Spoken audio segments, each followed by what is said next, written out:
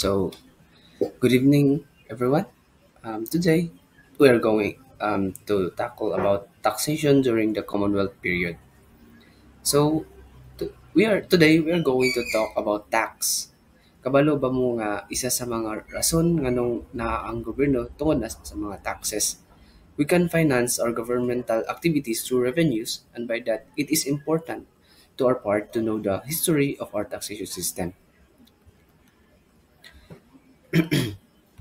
Before we start, did you know that the Commonwealth is an independent country or a democratic country?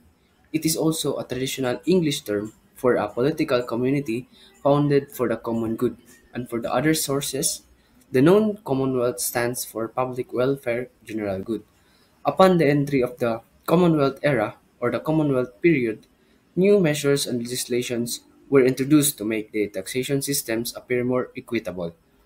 The taxation in the Philippines became more firm and just.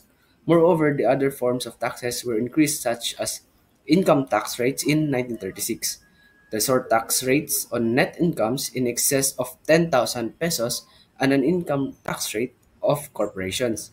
In 1937, the government also removed the system of cedula taxes, but in 1940, a resident tax was imposed on every citizens aged 18 years old and on every corporations.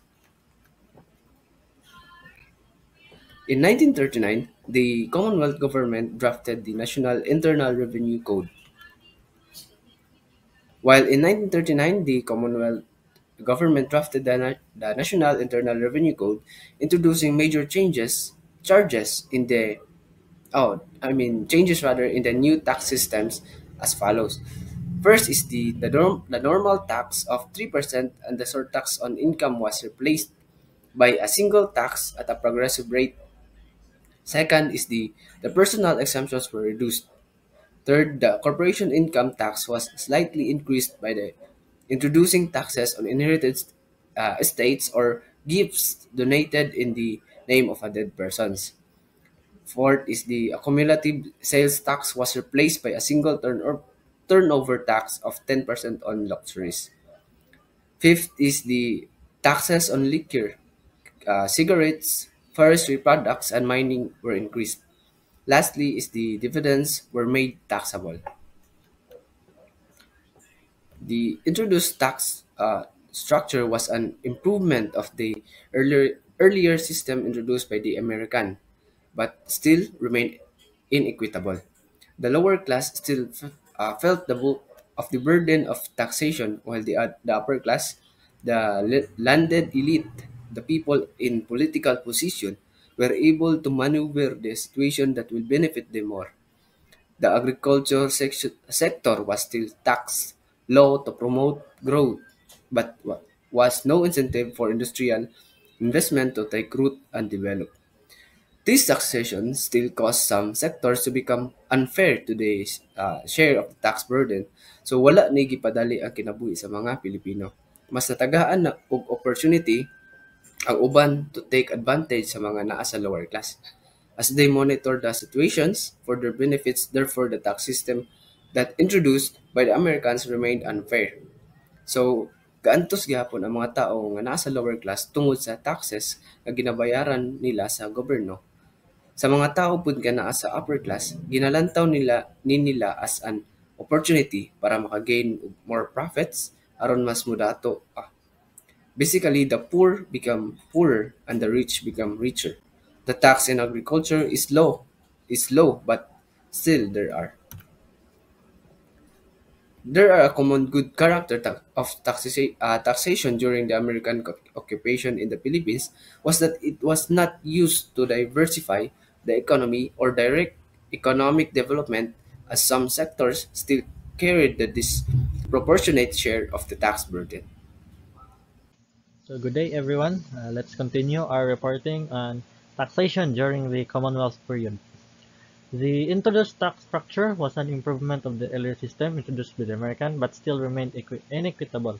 The lower class still felt the bulk of the burden of taxation, and the agriculture sector was still taxed low to promote growth, but there was no incentives for industrial investment to take root and develop. So, ang tax sa una during the Commonwealth period is stated by here, improvement of the era system introduced by the American. Pero wala siya na, dili siya kanang like improvement yun kay nang it made the people, some people, richer, getting richer, and poor getting poorer.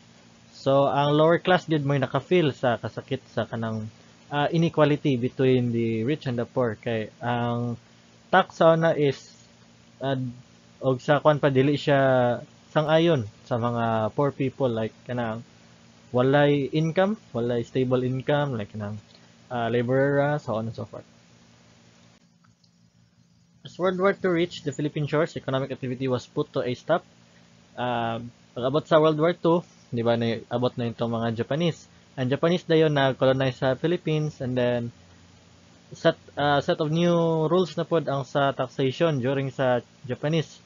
Same lang sa Americans but ilang gi-improve in terms sa ilahang favor kay kwan ba sila ba na-colonize dapat sa ilahang pabor yun kaya aron mas dako ilahang ah, mga money para sa kwan silahang supply. Then foreign trade fell. All the main sources of taxation came from amusement, manufacturers, professions, and the business licenses.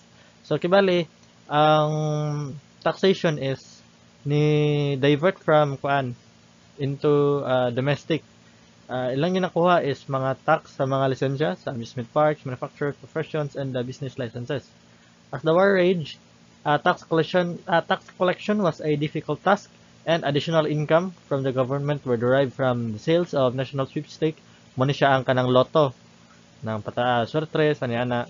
Then government bonds. Government bonds is magsaad ang gobyerno nga mangulam sila money from the people sa mga Filipino people.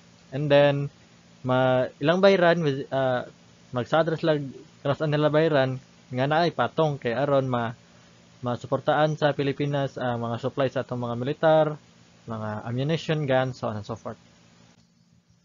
The expenditure of the Japanese military government grew greatly, and they issued military notes in order to cover the cost of war.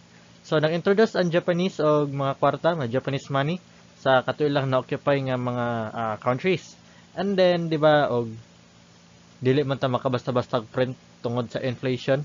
So, ang nitabo, nidako ang mga prices sa palitonon tungod sa inflation kay nag-introduce og bag-ong money ang Japanese. So man nga nagkalisod ni gyud hinoon ang mga Pinoy tungod sa kamahal sa palitonon. So kay bali ang gibuhat na din sa mga Pinoy nagkuan sila black market, introduce nila ang way of barter ng trade between goods nga walay like involved nga money mo barter ko og on sa isa ka kuan yung ihatag din sa kuha kay manok. And then historical analysis of the taxation during the Commonwealth. So kibali ito lang is sum things up. Ang Pilipinas gid sa una, ang tax gid sa Pilipinas sa una kay nang matud pa sa ko ang kauban, the poor getting poorer and the rich getting richer. So mas na kuan gyud ang ato ang mga poor people or nang gagmay og mga income bitaw kay tungod sa inequality sa ato ang taxation. Diba Commonwealth kay common gyud ang kanang kwarta sa tao. Stated in the previous slides nga ang katong malapas daw og kanang specific amount of income kay naay patong kuan nga sa tawag ni patong tax pero pero na may kuan god ang mga rich people nga kanang tax evasion, corruption, na mga politiko. So mas nagkalisod yun ang Philippines labi pagsakop na sa mga Amerikano o sa mga Japanese kay mga colonize mas nakakuan yun ang Japanese sa toa kay grabe gid ilang pag-abuso sa mga kapwa nato Pilipino. And that's it for our reporting. Thank you so much for listening. God bless and thank you.